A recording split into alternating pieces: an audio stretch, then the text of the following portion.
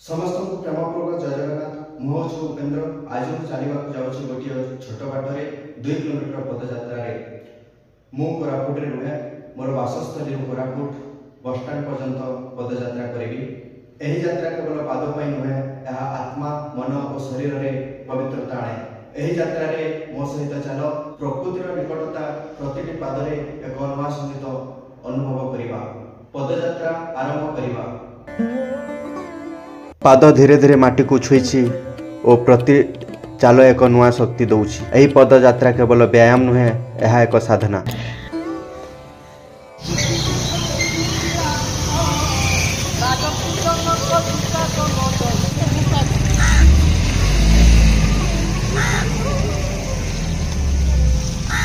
देख गछ अच्छी, पक्षी अच्छी, खोला आकाश अच्छी, सबकिछि आमको कहूँ। प्रकृति शिखाए चलवा हूँ जीवन, रहिबा माने मृत्यु सहित समान। और जिते बेले आमे चलवा आरंभ करूँ, आम मनरे आलस्य और भार भितर खसी पड़े।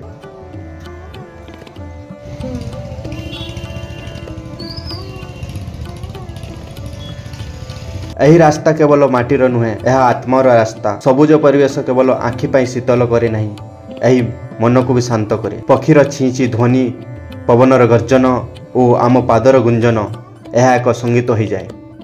यही संगीत व्यस्तबहुल जीवन में यह एक नीरव उपकरण हो जाए।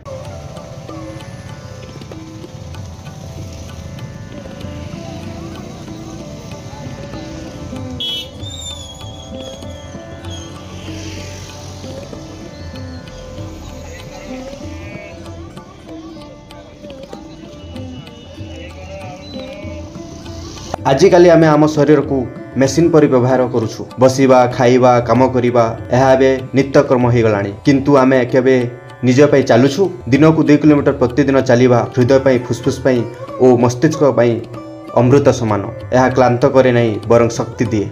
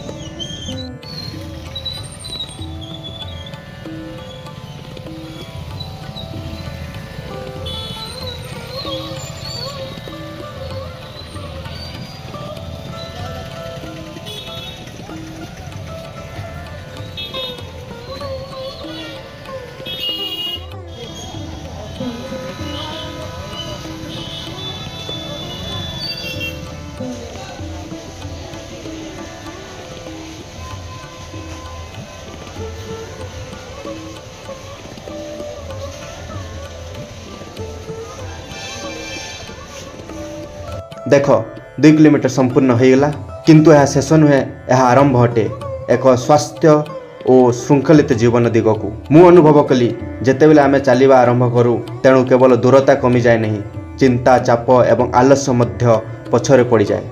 यह होछि जीवन, चालुथिबा चालुथिबा चालुथिबा।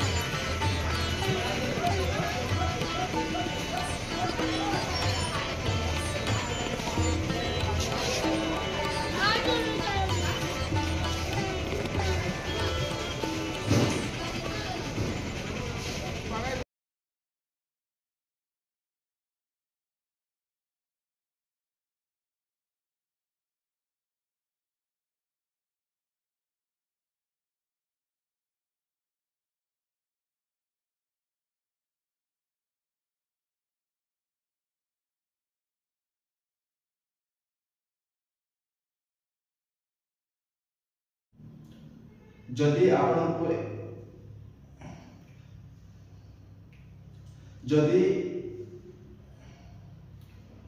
जदि यही यात्रा आपको प्रेरणा देला तो वीडियो को लाइक करंतु।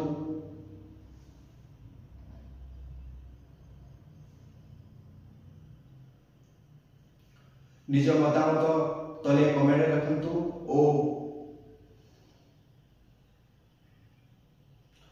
निज मतामत तले कमेंट रखंतु और चैनल को सब्सक्राइब करबा भूलंतु नहीं।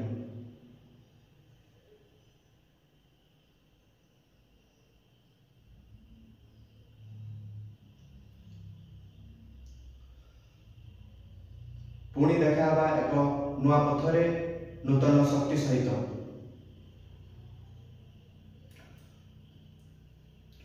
पदयात्रा जय हो।